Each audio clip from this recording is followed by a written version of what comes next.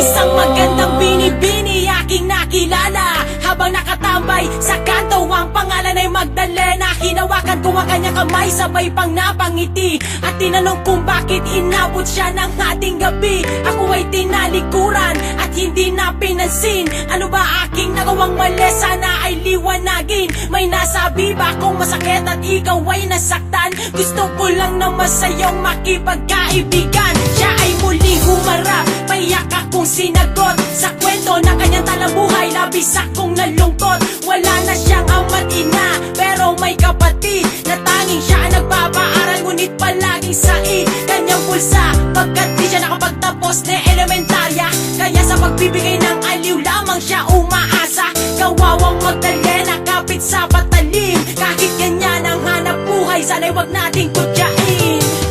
Kaibigan kong Magdalena, ikaw ay sawing palad.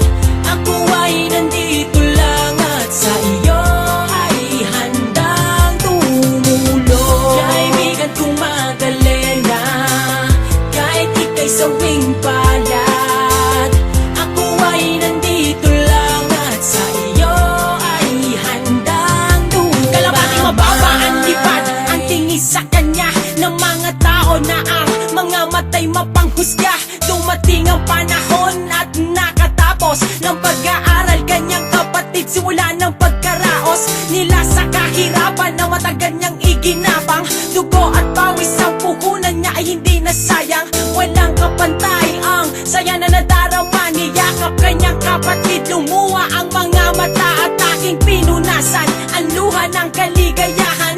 Matang namumugto sa kabila ng pinagdaanan.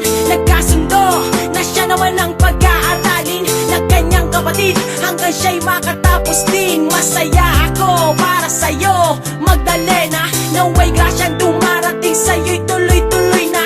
Panibagong buhay ang haharapin, panibagong landas. Sana'y wag lang makakalimot sa itaas. Kaibigan kong Magdalena, ikaw ay sawing palad.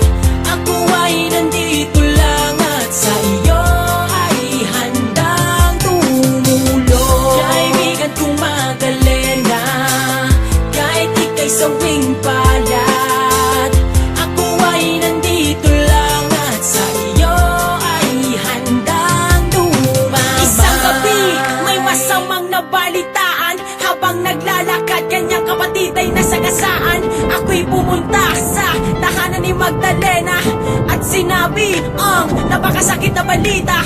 Agad napunta doon sa kanto, nakita bulag na kanyang kapatid sa pinakamalapit na ospital. O bakit walang managatid? Ngunit uli na rin ang lahat ng kapatid niya, wala nang hininga. Magdalena ay iyak ng iyak habang ako'y napapapuntong hininga. Biglaan na lalaglaho ang mga pinaghirapan at ang mga pangarap. Sa aking kaibigan si Magdalena, ako ay lumapit at niyakap. Huwag kang mag-alala, ako ay nandito, hindi kita pababayaan.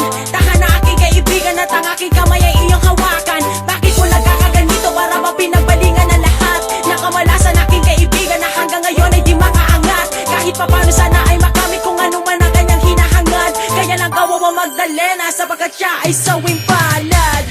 Kaibigan kong Magdalena, ikaw ay sawing palad.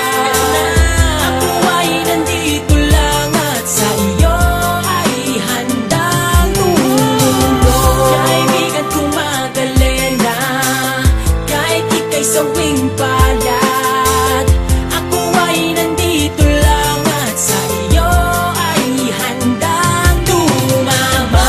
Kaibigan kong Magdalena, ikaw ay sawing palad, ako ay nandito lang at sa iyo ay handang tumulong. Kaibigan kong Magdalena, kahit ika'y sawing palad, ako ay nandito lang